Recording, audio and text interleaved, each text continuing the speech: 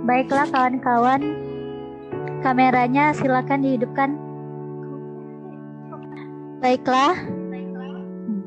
Assalamualaikum warahmatullahi wabarakatuh. Pertama-tama, Waalaikumsalam warahmatullahi wabarakatuh. Pertama-tama marilah kita panjatkan puji syukur kepada Allah SWT karena telah memberikan rahmat kesehatan dan keselamatan hingga kita dapat berkumpul di ruang kelas Zoom ini.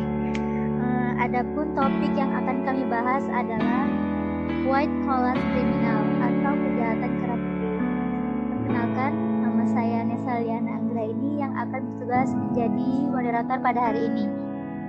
Adapun anggota kelompok saya adalah saudari Selviana, Siti Syahrani, Via Permatasari, Wulan Pelitasari, Leonardo, Amin Rais, Putri Arindi, dan saya sendiri. Baiklah, materi pertama akan dibacakan oleh Via Permatasari. Kepada Via, dipersilakan. Terima kasih saudari moderator. Baiklah, di sini saya akan memaparkan materi dari kelompok kami mengenai pengertian dari white collar crime. Istilah white collar crime sering diterjemahkan ke dalam bahasa Indonesia sebagai kejahatan kerah putih atau kejahatan berdasi. Kejahatan kerah putih adalah istilah untuk menyebut berbagai kata lembaga pemahaman yang terjadi, baik secara struktural yang melibatkan sekelompok orang maupun secara individu. Hazel Crowell mendefinisikan kejahatan kerah putih sebagai penyalahgunaan jabatan yang legitim sebagaimana telah ditetapkan di dalam hukum. Pada awalnya, kejahatan kerah putih merupakan kejahatan bisnis atau kejahatan ekonomi. Pelakunya adalah para pengusaha-pengusaha dan para pejabat-pejabat publik di dalam menjalankan fungsinya atau perannya sehubungan dengan kedudukan atau jabatannya. Terima kasih. Baiklah, materi selanjutnya akan dibacakan oleh Wulan Pelitasari. Kepada saudari Wulan, dipersilakan. Baiklah, terima kasih pada moderator. Selanjutnya, penyebab white collar crime. Biasanya suatu white collar crime dilakukan untuk salah satu motif berikut, yaitu motif mencari keuntungan finansial, motif mendapat jabatan pemerintahan. Pengelompokan terhadap white collar crime adalah sebagai berikut. White collar crime yang bersifat individual berskala kecil dengan modus operasional sederhana. White collar crime yang bersifat individual berskala besar dengan modus operasional kompleks. White collar crime yang melibatkan korporasi dan white collar crime yang melibatkan sektor publik. Baiklah, terima kasih, saya kembalikan kepada moderator. Baiklah, materi selanjutnya akan dibacakan oleh saudara Leonardo. Kepada saudara dipersilakan. Baiklah, diganti kepada saudari Putri Arindi. Baiklah, saya akan melanjutkan materi yaitu unsur-unsur yuridis dari white collar crime, yaitu sebagai berikut. Yang pertama, adanya perbuatan atau tidak berbuat yang bertentangan dengan hukum, baik hukum pidana ataupun hukum dasar dan atau hukum negara. 2. Sekelompok kejahatan yang spesifik. 3. Pelakunya adalah individu, organisasi kejahatan, atau badan hukum. 4. Pelaksananya seringkali atau tetapi tidak selamanya merupakan terhormat, kelas tinggi dalam masyarakat, atau mereka yang berpendidikan tinggi. 5. Tujuan dari perbuatan tersebut adalah untuk melindungi kepentingan bisnis atau kepentingan pribadi, atau untuk mendapatkan uang, harta benda maupun jasa, ataupun untuk mendapatkan kedudukan dan jabatan tertentu. Selanjutnya, perbuatan tersebut dilakukan bukan dengan cara-cara kasar, seperti mengancam, merusak, atau memaksa secara fisik, melainkan dilakukan dengan cara halus dan canggih. Dan yang terakhir, perbuatan tersebut biasanya dilakukan ketika pelakunya sedang menjalankan tugas atau ketika menjalankan profesinya atau jabatannya. Sekian, terima kasih. Saya lanjutkan ke moderator. Baiklah, akan dilanjutkan oleh saudara Amin Rais. Kepada saudara dipersilakan. Terima kasih kepada moderator.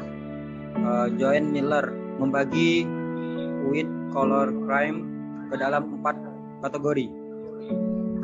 Yang pertama, organizational of professional crime, yaitu kejahatan yang dilakukan pada eksekutif demi keuntungan perusahaan berakibat kerugian pada masyarakat. Misalnya manipulasi pajak. Yang kedua, governmental professional crime, yaitu kejahatan yang dilakukan oleh pejabat atau birokrat, misalnya perbuatan sewenang-wenang yang merugikan masyarakat, misalnya korupsi. Yang ketiga, professional crime, yaitu pelaku kejahatan ini mencakup berbagai pekerjaan atau profesi, misalnya dokter, pengacara, akuntan. Kalau dokter biasanya melakukan aborsi.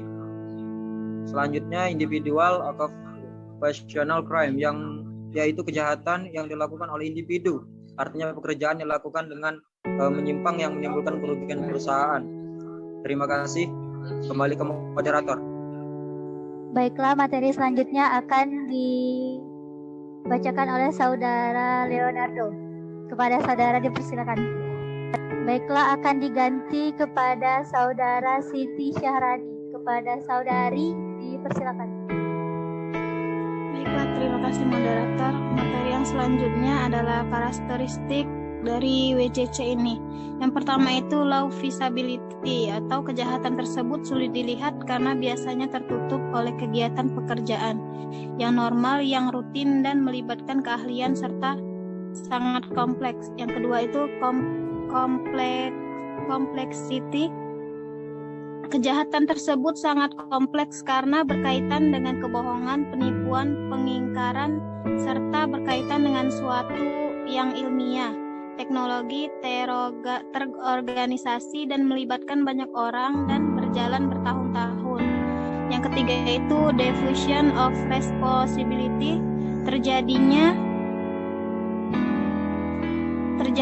penyebaran tanggung jawab yang semakin luas akibat kekomplekan organisasi. Artinya setiap kebijakan yang merupakan bagian kejahatan yang ditimbulkan oleh perusahaan bertanggung jawab terhadap hal tersebut, meskipun hal tersebut dilakukan oleh satu pihak saja. Namun di sini tanggung jawab tidak bisa dibebankan oleh satu pihak tersebut. Misalnya seorang pegawai melakukan kejahatan atau kecurangan terhadap perusahaan sehingga menyebabkan pencemaran lingkungan. Nah, di sini secara otomatis perusahaan juga ikut bertanggung jawab. Yang keempat itu diffusion of victimization, penyebaran korban melalui pencemaran lingkungan, misalnya sebuah pabrik yang menghasilkan limbah berbahaya dan limbah tersebut mencemari sungai, maka secara otomatis sepanjang sungai tersebut akan tercemar sehingga banyak sekali korban. Yang kelima itu decision and prosecution, hambatan dalam penuntutan akibat profesi dualisme yang tidak seimbang antara penegak hukum dan pelaku. Misalnya seorang penyelidik kepolisian hanya lulus SMU yang sedangkan menangani kasus, sedangkan tersangkanya seorang intelektual yang berpendidikan tinggi. Yang keenam itu ambiguitas law, peraturan yang tidak jelas yang sering menimbulkan kerugian pada penegak hukum. Itu saja yang saya dapat jelaskan. Saya kembalikan kepada moderator. Baiklah, materi selanjutnya akan dibacakan oleh saudari Selviana. Kepada saudari dipersilakan. Terima kasih kepada saudara moderator. Di sini saya akan melanjutkan, yaitu akibat yang timbul dari white collar crime, kesengsaraan masyarakat sebagai korban dari BCC. Ekonomi terjadinya kemiskinan akibat WCC. Yang ketiga itu budaya, adanya bad living culture. Yang keempat itu politik, adanya image yang tidak baik serta kurangnya kepercayaan masyarakat terhadap pejabat negara. Yang selanjutnya itu teori kriminologi yang menjadi penyebab adanya white collar crime. Yang pertama itu Differential Association Theory atau teori sosiasi diferensial. Suharlan berpendapat bahwa kejahatan dipelajari dari tingkah laku manusia yang dapat diambil dari faktor sejarah, sehingga dapat menjelaskan sebab-sebab terjadinya kejahatan. Yang kedua itu subkultur, teori atau teori subbudaya, yang disebutkan oleh budaya Indonesia semenjak Orde Baru yang dipimpin oleh Presiden Soeharto telah terjadi korupsi, kolusi, dan nepotisme selama kurang lebih 32 tahun oleh para pejabat atau petinggi di dalamnya. Neutralization teori atau teori netralisasi. Asumsi dari teori ini adalah aktivitas manusia selalu dikendalikan oleh pemikirannya, bahwa setiap manusia berpotensi untuk melakukan kehilapan, terutama bagi orang-orang yang telah memiliki jabatan. Tentunya keserakahan menjadi salah satu sifat alami manusia yang mendorong terjadinya white collar crime. Baiklah, terima kasih. Saya kembalikan ke moderator. Baiklah,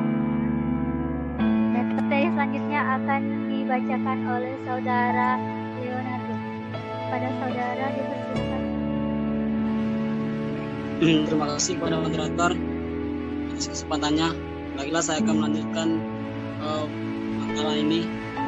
Teori kriminologi lain yang menjadikan terjadinya white collar crime adalah opportunity theory atau teori kesempatan.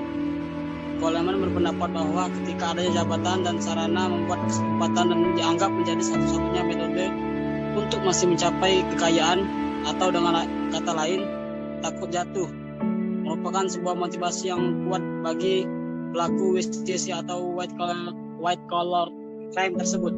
Terima kasih. Saya kembalikan kepada moderator. Baiklah, terima kasih atas penjelasannya. Baiklah, di sini kami akan membuka sesi pertanyaan. Kepada audiens, silakan. Apakah ada yang ingin ditanyakan? Saya moderator ingin bertanya moderator. Izin bertanya moderator. Izin bertanya moderator. Baiklah, kepada saudara Muhammad Haikal. Saya Muhammad Haikal, NIM 1930103104, ingin menanyakan, sebutkan contoh kerugian dari white collar crime di lingkungan masyarakat. Itu saja, terima kasih. Terima kasih kepada saudara Haikal atas pertanyaannya. Adakah lagi yang ingin bertanya? Izin moderator. Izin bertanya moderator. Kepada saudara Farhan dipersilakan. Perkenalkan, nama saya Farhanuddin, izin bertanya moderator. Yang ingin ditanyakan, bagaimana cara mencegah white collar crime? Itu saja pertanyaannya moderator. Terima kasih. Terima kasih kepada saudara Farhan atas pertanyaannya. Apakah ada yang ingin bertanya lagi? Izin bertanya moderator. Kepada saudari Melisa dipersilakan. Baiklah, saya Melisa Indrianti, perwakilan dari kelompok 2 ingin bertanya, bagaimanakah reaksi masyarakat terhadap white collar crime? Terima kasih. Baiklah, kepada yang sudah bertanya tadi, silakan tulis pertanyaannya di kolom chat. Baiklah, terima kasih atas pertanyaan kalian tadi. Tolong berikan kami sedikit waktu untuk mencari jawaban.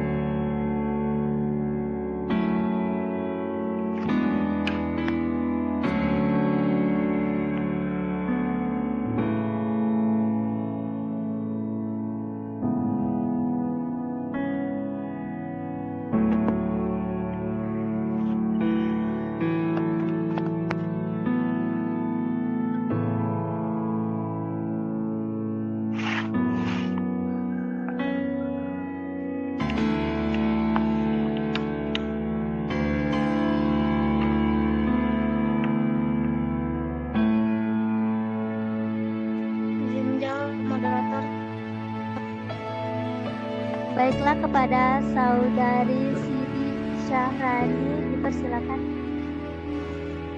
Izin menjawab pertanyaan dari Farhanuddin. Yang pertanyaannya adalah bagaimana cara mencegah agar white collar crime ini tidak terjadi.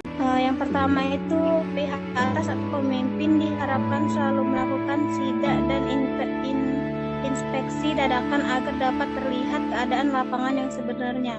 Yang kedua itu menindak dengan tegas sesuai dengan undang-undang bagi pelaku kejahatan ini sendiri. Yang ketiga itu memaksimalkan peran Polri, KPK, ICW, dan BPK dalam melakukan audit keuangan.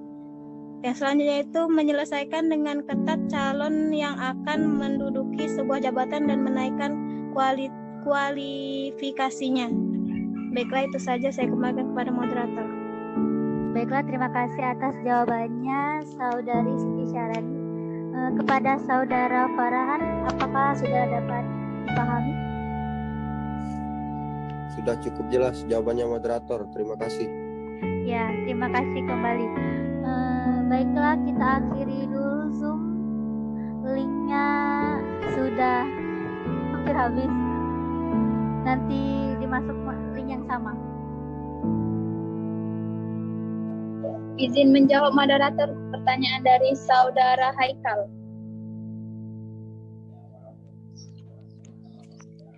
Baiklah, kepada saudari Putri dipersilakan. Langsung saja saya akan menjawab pertanyaan dari saudara Haikal. Pertanyaannya adalah sebutkan contoh kerugian dari white collar crime di lingkungan masyarakat.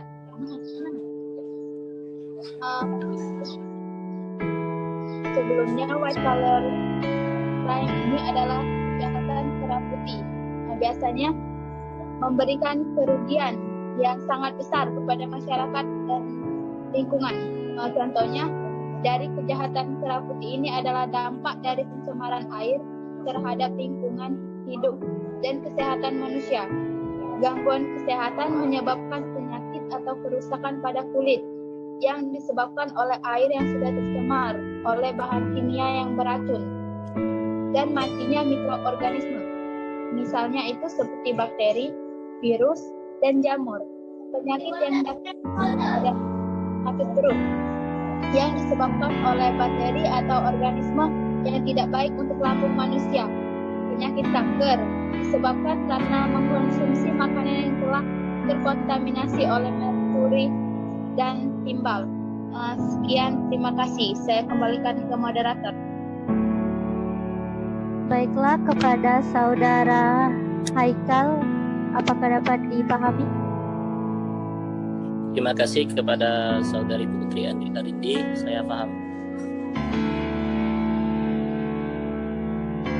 Izin menjawab moderator. Baiklah, kepada saudari Selviana dipersilakan. Ingin menjawab pertanyaan dari saudari Melisa yang pertanyaan itu bagaimana reaksi masyarakat terhadap white collar crime.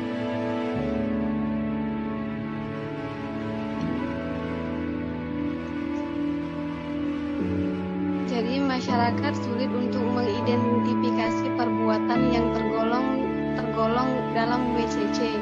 Kejahatan ini terjadi kadang-kadang melalui suatu proses yang cukup lama dan secara diam-diam. Karena ketidaktahuan masyarakat menerima perlakuan tersebut atau tidak memberikan reaksi terhadapnya, seperti halnya reaksi yang diberikan kepada kejahatan biasa, sikap pasif masyarakat tersebut menciptakan situasi yang kriminogen dan viktimogen. Sikap pasif masyarakat dan belum adanya kemauan politik penegak hukum tersebut disebabkan karena sulit mendeteksi perilaku perbuatan korban dan akibat atau kerugian yang ditimbulkan secaranya. Kerugian yang diakibatkan oleh kejahatan yang termasuk dalam WCC sebenarnya sangat besar dan dalam skala yang luas serta sulit ditentukan batas-batasan yang dapat diderita oleh individu masyarakat, organisasi, atau institusi dan negara. Kerugian yang ditimbulkan oleh WCC tidak dirasakan secara langsung oleh korban seperti halnya kejahatan kekerasan.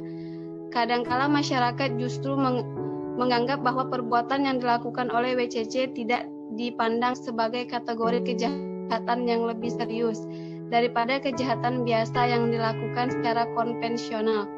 Reaksi masyarakat demikian juga penegak hukum terhadap WCC memiliki daya tekan dan cenderung tidak kritis disebabkan oleh beberapa faktor. Pertama, pelakunya sering dianggap sebagai pelanggar yang tidak membahayakan atau tidak mengancam secara langsung. Yang kedua, tidak dianggap sebagai kejahatan yang serius. Yang ketiga, hakim dan aparat penegak hukum lainnya menganggap WCC adalah bukan kejahatan yang sebenarnya. Yang keempat, anggapan umum bahwa penegakan merupakan tindakan yang sangat memalukan dan pemidanaan dinilai sebagai tindakan tidak bermanfaat untuk menyelesaikan kejahatan yang termasuk WCC. Yang kelima, adanya sikap ambiguity terhadap pelaku kejahatan dan perbuatannya. Baiklah, mungkin itu saja, saya kembalikan ke moderator. Baiklah, kepada saudari Melisa, apakah sudah dapat dimengerti? Baik, terima kasih. Saya sudah cukup. Baiklah, di sini kami akan membuka sesi pertanyaan kedua. Bagi audiens yang ingin bertanya, dipersilakan. Kepada saudara Wahyu, dipersilakan. Baik, Assalamualaikum warahmatullahi wabarakatuh. Perkenalkan, nama saya Wahyu Panaim dari kelompok 3, izin bertanya. Tadi saudara pemateri mengatakan bahwasanya kejahatan white collar crime itu sendiri merupakan salah satu kejahatan korporasi. Pertanyaan saya, mengapa kejahatan white collar crime itu sendiri termasuk salah satu kejahatan korporasi? Kemudian, bagaimanakah upaya penal dalam memberantas tindak kejahatan white collar crime itu sendiri? Terima kasih. Kembali ke moderator. Terima kasih kepada saudara Wahyu atas pertanyaannya. Baiklah, kepada audiens yang ingin bertanya lagi, dipersilakan. Izin bertanya moderator. Baiklah, kepada saudara Erlan, dipersilakan. Terima kasih moderator. Perkenalkan, nama saya Erlan Wirakusuma dari kelompok 3. Pertanyaan saya ialah, apakah ciri khas dari white collar crime? Itu saja, terima kasih. Saya kembalikan kepada moderator. Baiklah, terima kasih kepada saudara Erlan. Karena semua kelompok sudah bertanya, berarti pertanyaan sudah habis. Beri kami waktu untuk mencari jawabannya. Izin menjawab pertanyaan saudara Erlan, moderator. Baiklah, kepada saudari Via, dipersilakan. Pertanyaannya tadi, apakah ciri khas dari white collar crime? Yang menjadi ciri khas dari kejahatan ini yaitu penggunaan jabatan, karena kejahatan white collar crime mempunyai pengertian kejahatan kerah putih. Kerah putih merupakan simbol dari jabatan. Pada kemunculannya, kejahatan kerah putih dilakukan oleh orang yang mempunyai jabatan, berpakaian rapi dengan jas dan kerah putih, sehingga kerah putih disimbolkan sebagai jabatan yang melekat oleh orang tersebut. Dan pada makalah kami halaman 4 telah dijelaskan bahwa white collar crime identik dengan suatu kejahatan yang dilakukan bersamaan dengan aktivitas pekerjaan, jabatannya, atau dilakukan oleh orang yang terhormat dalam instansi pemerintahan. Terima kasih, saya kembalikan kepada moderator. Baiklah, kepada saudara Erlan, apakah sudah dapat dipahami?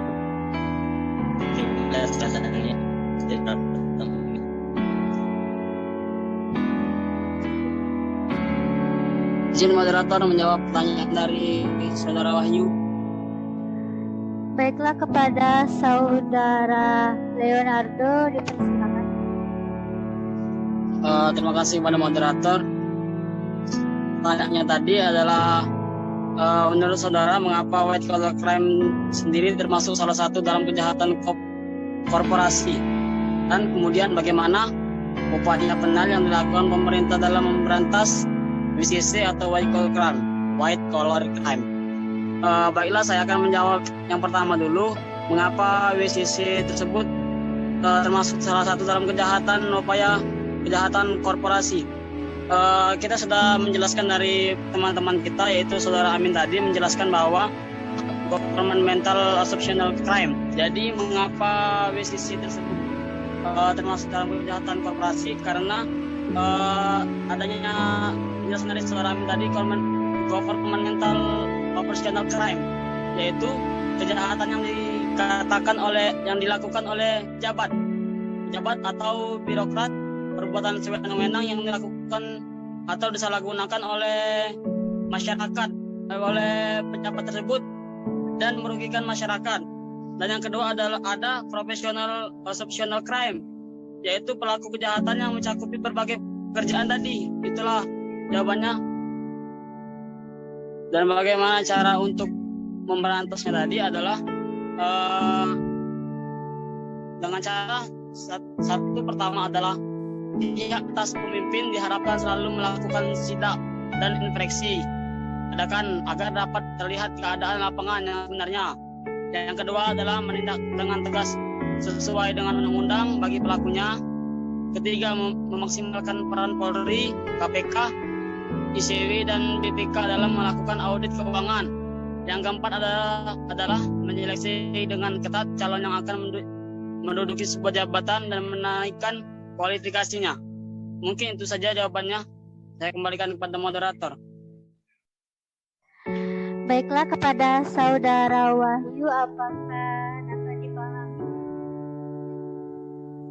Baik, untuk yang dapat saya simpulkan bahwasanya untuk poin pertama, mengapa white collar crime itu sendiri termasuk kejahatan koperasi ialah melibatkan suatu badan hukum atau lembaga, bukan begitu?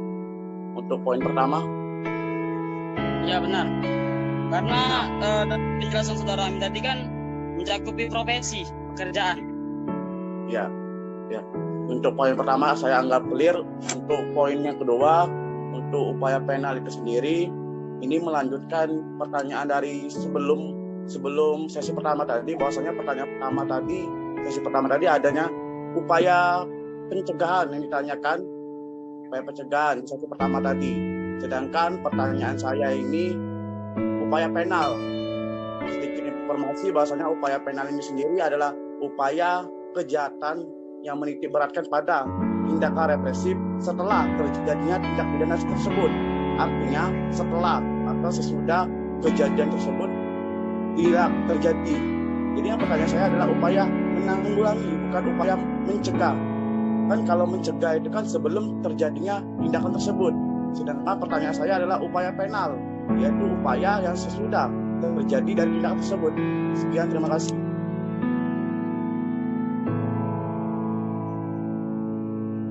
Izin moderator. Baiklah, kepada Saudara Amin Rais. Saya izin menjawab pertanyaan dari Saudara Wahyu Zulkarnain. Sedikit menambahkan tentang penanggulangan untuk upaya hukum white collar crime yang di bidang korporasi. Di sini upaya hukum yang dapat dilakukan salah satunya di Indonesia telah dibentuk badan KPK. Guna dibentuknya KPK tersebut untuk memberantas korupsi. Jadi untuk pidana korupsi sendiri di dalam KUHP diatur dalam pasal 2 ayat 1 Undang-Undang Nomor 30 Tahun 2001 tentang perubahan atas Undang-Undang Nomor 31 Tahun 1999 tentang pemberantasan tindak pidana korupsi, yaitu pidana penjara seumur hidup atau pidana penjara paling singkat 4 tahun dan paling lama 20 tahun dan denda paling sedikit 200 juta. Jadi intinya itu untuk upaya hukum penanggulangan korupsi sendiri bisa dimasukkan ke dalam penjara. Namun menurut saya itu masih belum efektif karena di penjara itu sendiri masih terdapat penyelewengan. Jadi menurut saya itu ditambah lagi untuk penanggulangannya itu yang di dalam penjara itu supaya dia jera digunakan kerja paksa karena tindakan dia itu sudah membuat negara mengalami kerugian. Untuk mencegah itu ditambah kerja paksa. Terima kasih. Baiklah, kepada Saudara Wahyu, apakah dapat dimengerti? Jadi yang dapat saya simpulkan bahwasanya untuk upaya penalti sendiri ialah harus dapat terjadinya sanksi pidana, bukan begitu? Maksudnya inti kesimpulannya? Iya benar, sanksi pidana penjara seumur hidup. Baik, terima kasih atas penjelasannya. Kembali kepada moderator. Baiklah, terima kasih atas pertanyaan dari Saudara Wahyu tadi. Demikianlah presentasi kami hari ini. Apabila ada kesalahan, saya mohon maaf. Saya tutup presentasi sore hari ini. Wassalamualaikum warahmatullahi wabarakatuh. Waalaikumsalam warahmatullahi wabarakatuh.